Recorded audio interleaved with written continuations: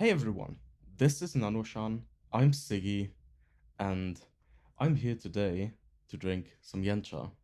I know it's been a while since I've made my last appearance on the YouTube channel, but yeah, I've been busy with life, busy behind the scenes for nannuoshan, and um, this video is kind of also happening in the context of something I am otherwise already doing for nannuoshan, which is writing the description for the tea we're about to drink today. Now, today's tea, you can see it here, is the Xianrenyan Shui Xian Gao Cong. I have it here in my Gaiwan with me, and as I go ahead and drink this, I'm going to tell you a few things about this tea, about describing the tea, and all of that kind of stuff. There we go. So I'm just going in here. I don't usually rinse yancha unless there's something in like the smell or the appearance that tells me that it could really use a rinse, like if it's very dusty tea or if it has like a really funky smell or something, then I don't really rinse my yancha anymore. Okay, this first steep should be ready in just a moment. Okay, but what can I tell you about this tea and where it comes from? Now, it smells really nice. This Gao Cong Shui Xian comes to us from somebody nannuoshan has a long-standing relationship with. I think this person has also appeared in a nannuoshan video before, but I'm not entirely sure. I'll have to go and look after recording this. But it was procured by Master 2. Now, some of you who might be a bit more involved with nannuoshan, maybe on the Discord or something, might have heard of this name before. Master 2 is somebody who nannuoshan has received quite a lot of really good teas from. Some standout examples would be the range of Matoyen teas that have been on nannuoshan since I think 2 years ago, and the 4 times roasted Da Hong Pao that seems to be a bit of a crowd favorite. And honestly, I can understand why. I also really like that tea. But yeah, this is another one from him. Now, why is this called Gao Cong Shui Xian? So usually, I'm already going to prepare the second steep while we talk about things here. Usually, Shui Xian is divided in two different groups. You have your regular old Shui Xian, and then you have Lao Cong Shui Xian, or an old bush Shui Xian. Now, as the name implies, this essentially means that there is Shui Xian that's grown in the way most yancha is grown, in small bushes that are harvested quite frequently. And the other version, Lao Cong Shui Xian, comes from older bushes that have maybe already started growing into proper trees. Master 2 is a bit more particular with his differentiation. So he adds a third category. For him, there is regular Shui Xian, which is bushes that are up to 30 years old. And then there is Lao Cong Shui Xian, which is bushes or trees, or however you want to call them at this point, that are 60 years or older. Now, these Lao Cong bushes have already kind of formed fairly thick trunks. They have long branches. They have quite like thick and full leaves. And a lot of the time, they are covered in moss. Gao Cong, to him, is somewhere in the middle. So it's kind of where the bush is as it transitions from being a bush to being like a proper Lao Cong old bush, or maybe even tree already. And they are trees or bushes that are 30 to 60 years old, by his understanding. They're already quite similar to Lao Cong in appearance, just a bit younger, and essentially they're kind of well on their way there. This type of material might be sold as Lao Cong Shui Xian already by others, but he prefers to make this particular distinction. All right, now we've got two steeps here ready to drink. I've got some wet leaves, so I'd say let's get right into it. I am supposed to describe this tea for the website after all, so we'll have to kind of figure out here what we're gonna say. Okay. So the wet leaf of this tea smells really nice. Very like full-bodied aroma, and you can notice the aroma sort of wafting up to your nose as you open the Gaiwan. So it's got some good aromatic intensity, and it smells really nice. It kind of hits all the notes I'd expect from Yancha. You've got some roastiness, some minerality, some like floral, fruity aspects. It's all in there, and it makes me excited to give this a try. So I'd say, cheers. Mm. Mm-hmm. Ooh, very interesting.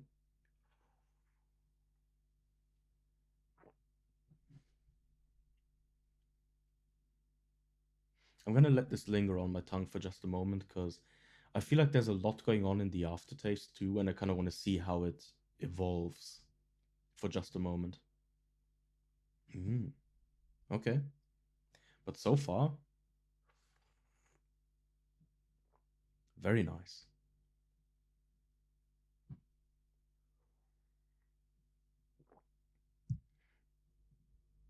There's this really interesting sort of balance going on here, where on the one hand, this tea feels quite full, it tastes quite full, but then at the same time, it it still feels light in a way. It's kind of hard to describe. Like the fragrance and the taste are all full bodied. They are quite present and they linger, but something about it just gives it this sort of lightness, this almost ethereal feeling. And I think that's a really cool contrast here. Mm. Especially because the taste itself is very pleasant. You get these like citrusy notes up front with maybe a bit of floral stuff going on.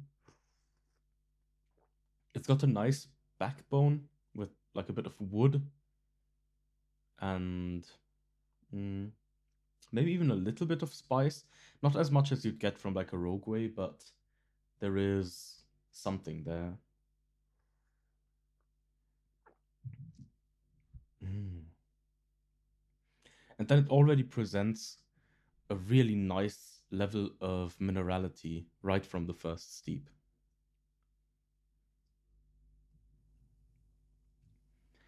I kind of just want to keep drinking this. It's really good so far. I like it quite a lot. All right, I'm also gonna pour in the third steep right away. Don't want my water to get too cold. Oh, sorry, I missed that until now, but I am basically using the same sort of parameters I always use for Yancha. These are also the parameters you can expect my product descriptions to be written with, which is 100 degrees water, 6 grams of tea in a 100 milliliter tea taster Gaiwan. Yeah. This, funnily enough, has also kind of become my daily drinking setup by now. So this is really what I use the most to drink tea. And I guess doing so gives me kind of a good reference point for when I'm supposed to try a tea in a more serious capacity. All right. Now let's pour in this third steep and then see what else we have to say about this tea. Ah, the aroma is so nice. really good. It hits a whole bunch of different notes.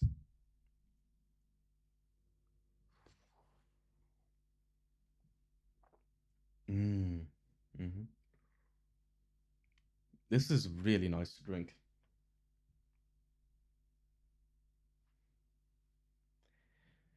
There is maybe the absolute slightest hint of dryness present in there, but it's almost not noticeable at all.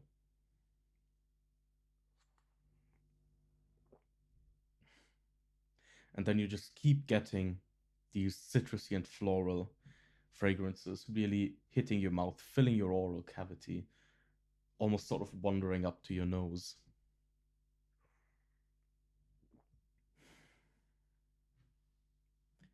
So nice.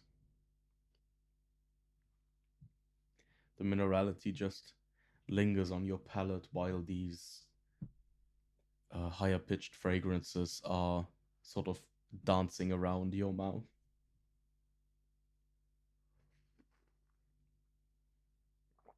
Mm.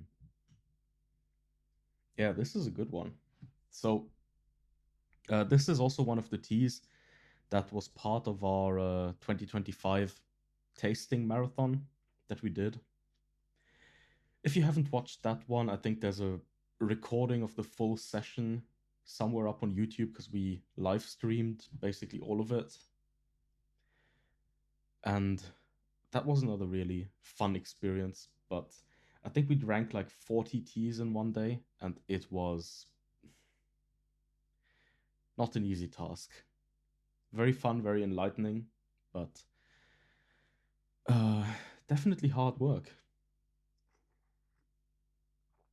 Mm. Hmm.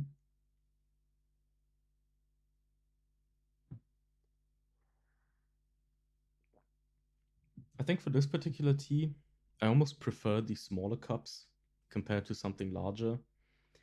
They kind of make you take smaller sips.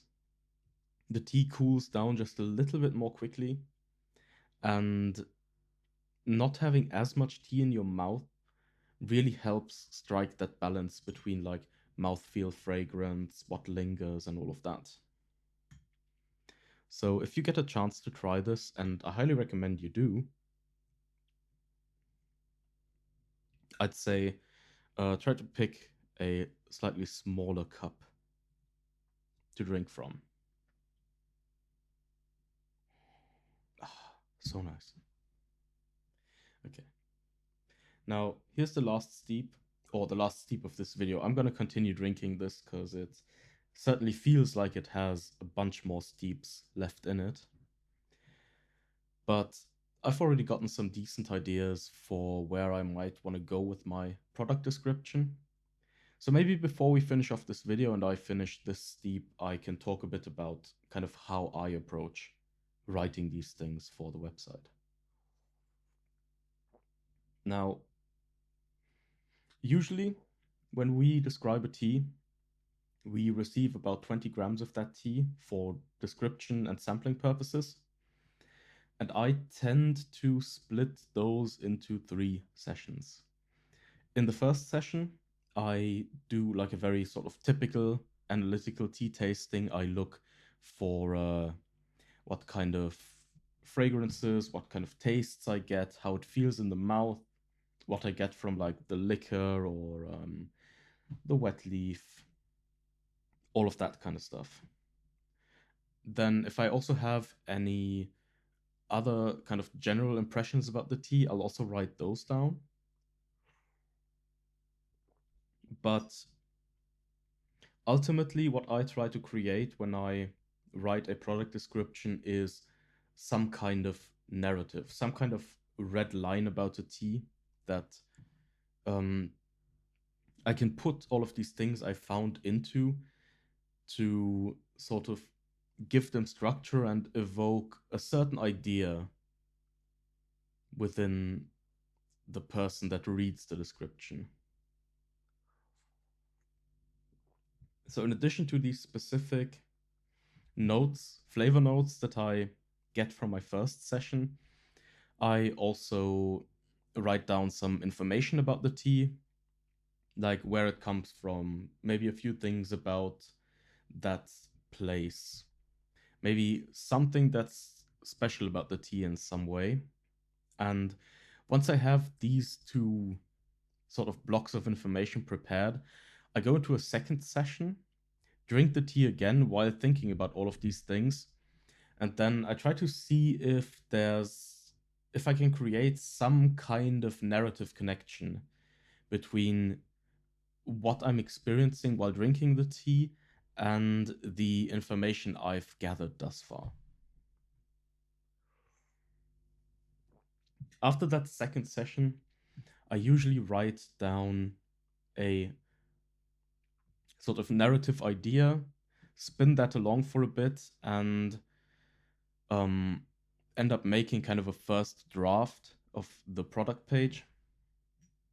Then once I've done that, I have a third session with the tea where I really like think about and envision that first draft I've worked on, and I go through every part of it while drinking the tea to see if the things I ended up writing down still resonate with the concrete experience of drinking that tea. I might end up making a few changes here and there then. Maybe I end up thinking of a few words that better describe what I want to express and what I experience at that point. And after that, my description is usually done and mostly ready to go on the product page. So I said a few things pertaining to the first step here. The second step is then going to be um, perhaps a bit more kind of involved or maybe intimate in a way. But I hope you enjoyed what I've told you today. I hope you'll enjoy this tea if you end up trying it. As I said before, I definitely recommend it. It's a great tea. It's not 100% the most normal thing you'd expect. I think there's this really interesting contrast here between its lightness on the one hand, but then also the fullness you experience on the other, depending on which sort of sensory aspect you focus on. But yeah, that was the Xianrenyan Gao Cong Shui Xian from Master 2, coming on the nannuoshan shop very soon, and I don't think you want to miss it. Goodbye.